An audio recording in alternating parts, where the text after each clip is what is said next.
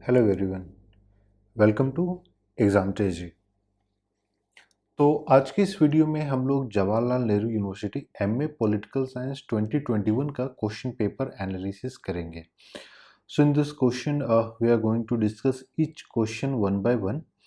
और जो हम लोग डिस्कशन करेंगे तो हम लोग ये भी बातें करेंगे जो क्वेश्चन किस तरीके से पूछा जा रहा है और जो क्वेश्चंस हैं उनके फिर करेक्ट आंसर्स क्या क्या हैं।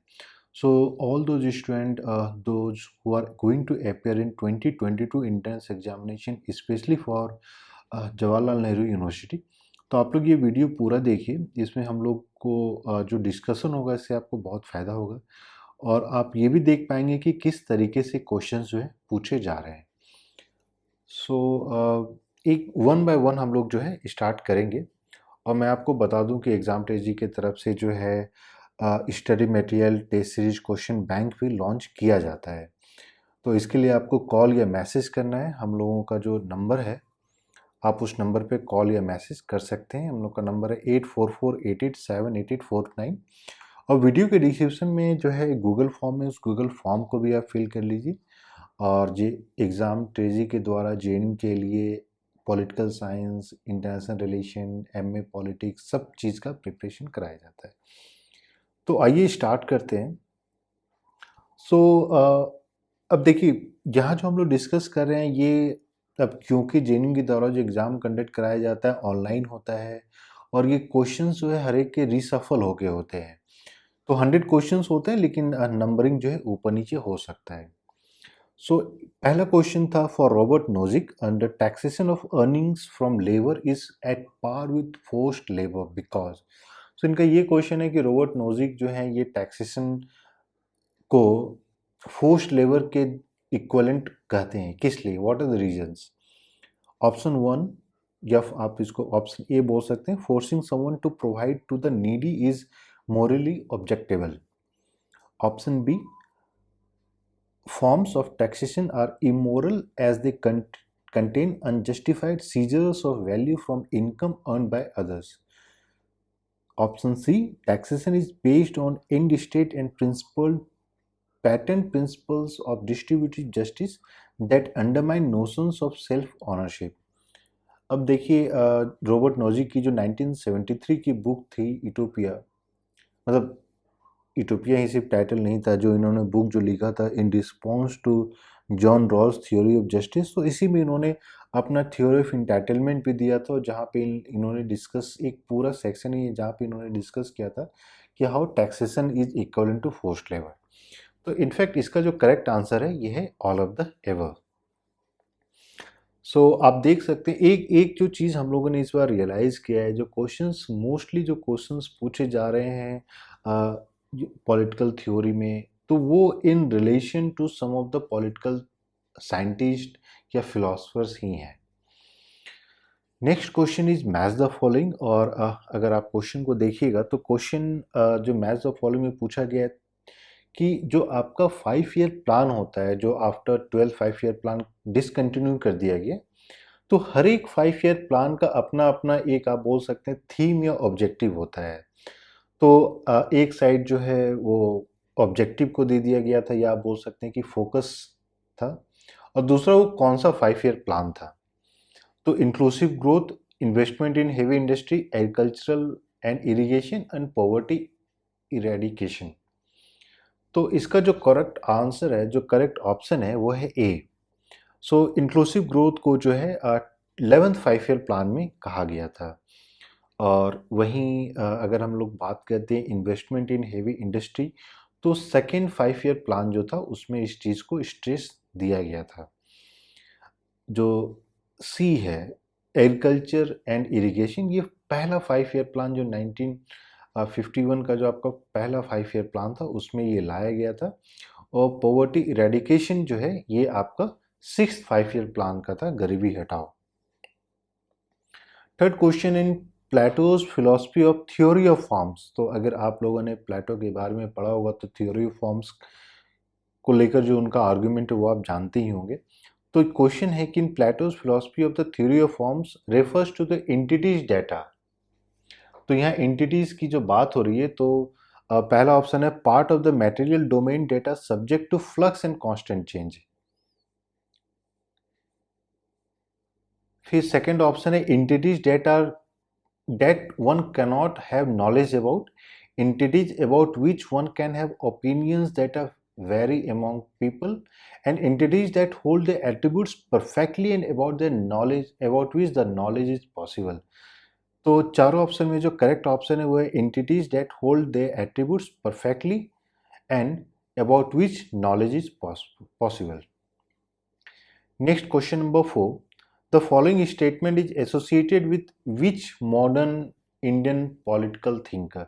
सो आपको एक चीज तो क्लियर हो जाएगा, जो क्वेश्चन पूछने का यहाँ पे तरीका है कि उनकी ओपिनियन या उनकी किसी राइटिंग्स को लेकर जो है यहाँ रिफ्लेक्ट किया गया है, और वो क्या है, the distribution of produce among the needy many and powerful few has to be rearranged in spirit of equality and fair play.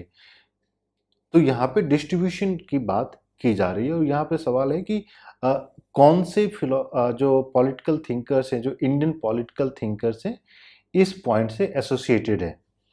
तो इसका जो करेक्ट आंसर है वो है Mahadev Govind Ranade, who was also the political, आप ये बोल सकते हैं कि गुरु ऑफ एम के गांधी। नेक्स्ट क्वेश्चन है question number 5। Who among the following is considered to be chief proponent of the post-bureaucratic theory? Weber, Warren, Mayo and Scott। तो इसका जो करेक्ट आंसर है वो है ऑप्शन बी, वैरन बेनिस। सो जब भी आप प्रिपरेशन कर रहे हैं तो आप एक लिस्ट तो बना ही लीजिएगा, जहाँ पे आप ये देख लीजिएगा कि कोई भी स्कूल ऑफ थॉट्स हो, चाहे वो इंटरनेशनल रिलेशन में हो, पॉलिटिकल थ्योरी में हो या पब्लिक एडमिनिस्ट्रेशन में, तो उनसे कौन कौन से लोग एसोसिएटेड हैं और अर्ली पाइनियर्स कौन कौन से हैं। नेक्स्ट देखते हैं क्वेश्चन नंबर 6। क्वेश्चन नंबर 6 है कि election to the Rajya Sabha in India follows the principle of proportional representation, which among the following system is followed in this regard? Single transferable vote system, additional member system, mixed member proportional representation, party list system. तो इसमें तो मुझे लगता है कि maximum या almost सभी लोगों ने करेक्ट ही आंसर दिया होगा, और इसका जो करेक्ट आंसर है वो है option A, single transferable vote system. Next question again ये है आपका veil of ignorance, theory of justice bye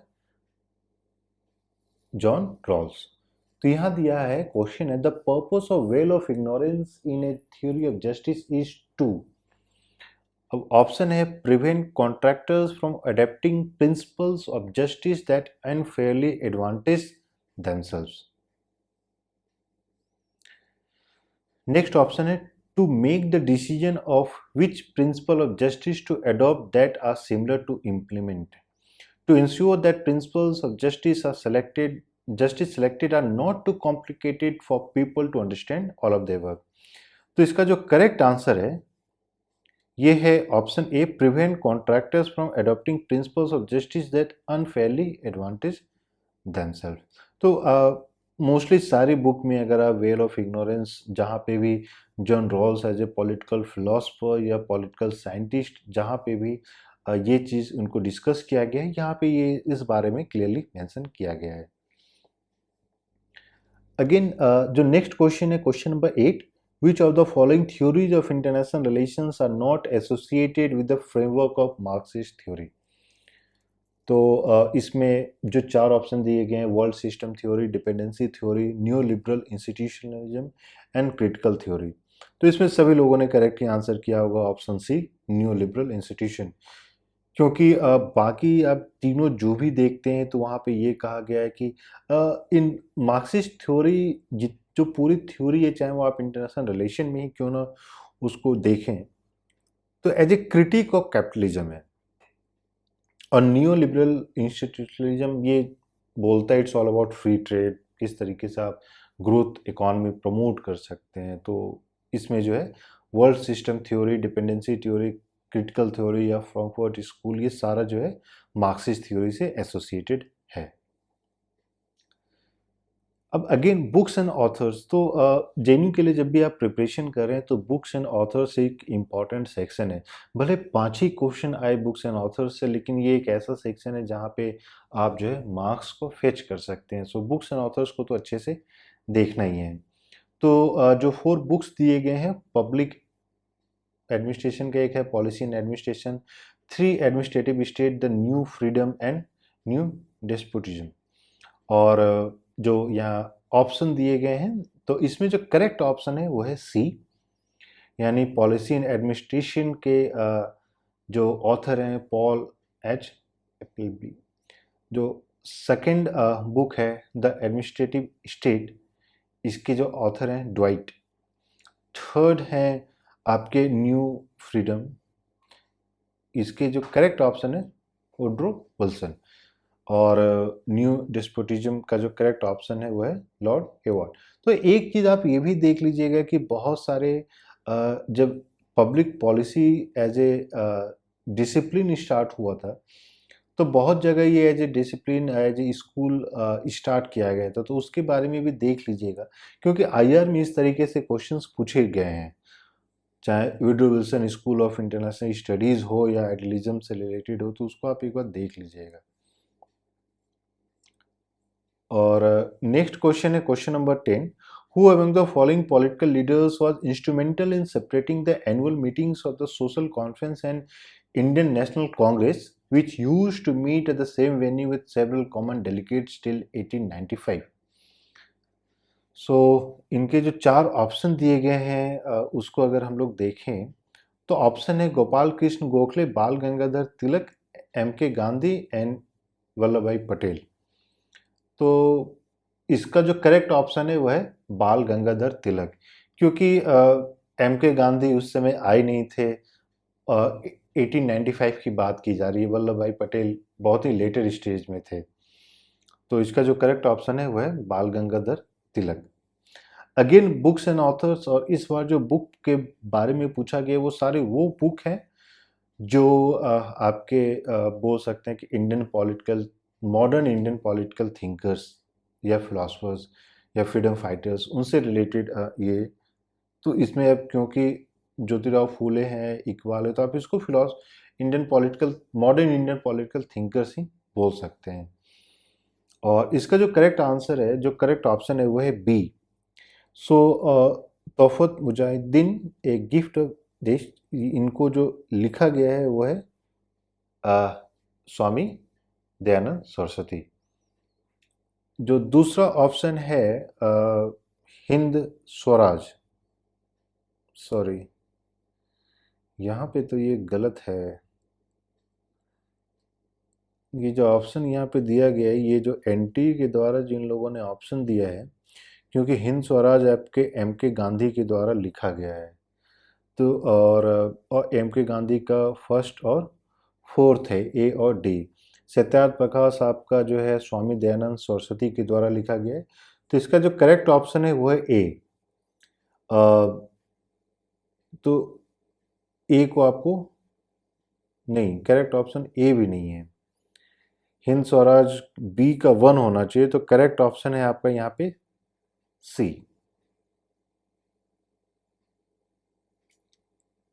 in fact इसमें कोई भी करेक्ट ऑप्शन नहीं है, क्योंकि आप देखिएगा ए का ऑप्शन दिया गया है बी और बी का ऑप्शन दिया गया है 1। अब हिंद स्वराज जो है एम के गांधी के द्वारा दिया गया है, सत्यार्थ प्रकाश जो है, सी ऑप्शन जो है ये लिखा गया है आपका एम के स्वामी दयानंद सरस्वती के द्वारा, तो इसमें कोई भी करेक्ट ऑप्शन नहीं है। तो इस टाइप के एक और क्वेश्चन आप आगे देखिएगा जहाँ पे नॉन ऑफ द एबव का भी ऑप्शन दिया गया है, लेकिन यहाँ पे नॉन ऑफ द एबव का ऑप्शन नहीं है, लेकिन ये एनटी के द्वारा जो आंसर दिया गया है ये टोटली रॉन्ग है।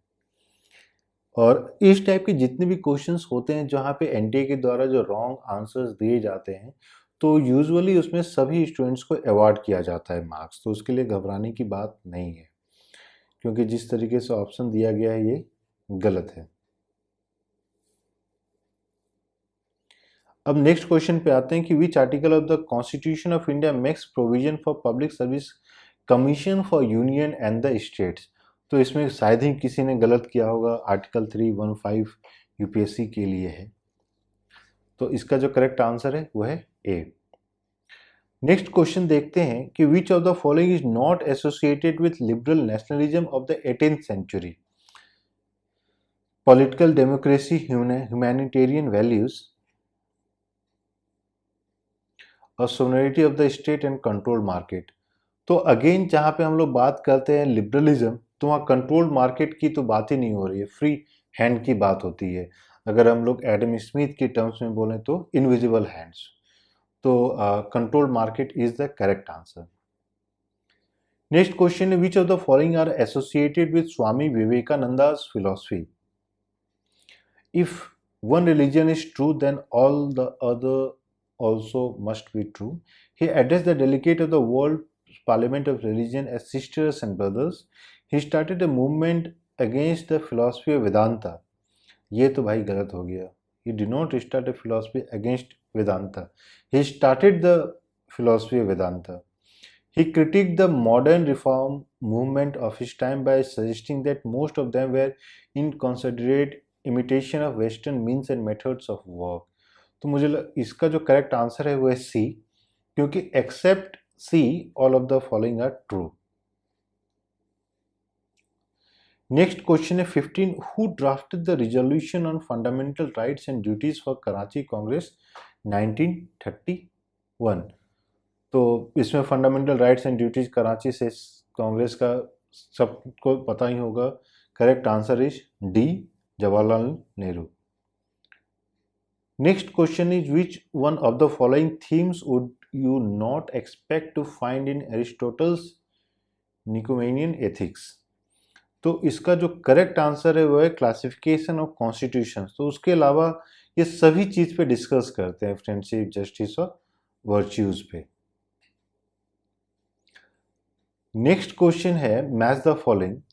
इंडियन ओशन रिम एसोसिएशन, तो बेसिकली आप इसको इंटरनेशनल रिलेशन में भी देख सकते हैं, जहाँ पे इंटरनेशनल ऑर्गेनाइजेशन और उनके हेडक्वार्टर्स या फिर सेक्रेटरीट के बारे में बात पूछी गई है। तो यहाँ पे आप एक ऑप्शन देखिएगा, नन ऑफ द एबव। अब IORA का जो हेडक्वार्टर है वो मॉरिशस में, अब यहाँ पे ऑप्शन है ही नहीं मॉरिशस। अब अगर हम लोग एशियान की बात करते हैं तो उसका हेडक्वार्टर इंडोनेशिया में है, इंडोनेशिया ऑप्शन में है ही नहीं। संघाई कोऑपरेशन ऑर्गेनाइजेशन का जो हेडक्वार्टर है वो चाइना बीजिंग है, ऑप्शन है ही नहीं। तो इसका करेक्ट जो आंसर हो जाता है वो नन ऑफ द एबव। अब जो प्रीवियस क्वेश्चन जहाँ पे हम लोगों ने बोला कि मैच द फॉलोइंग में वो करेक्ट आंसर कोई है ही नहीं, तो कम से कम यहाँ तो नन ऑफ द एबव है, तो स्टूडेंट ने इनको करेक्ट मार्क कर दिया होगा। अब एक क्वेश्चन है रिगार्डिंग द न्यू डिपेंडेंसी। तो theory of new dependency based on monopoly capitalism ये किसके द्वारा क्रिएट किया गया था? तो एक तो क्वेश्चन देखिए, यूजुअली ये भी आ सकता है कि न्यू डिपेंडेंसी का जो टर्म है किसने दिया है।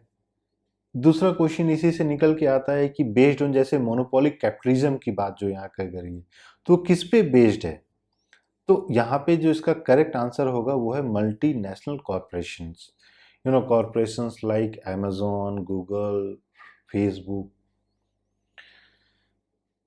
नेक्स्ट क्वेश्चन है which of the following characteristics of representative democracies best represent a significant difference from with direct democracy?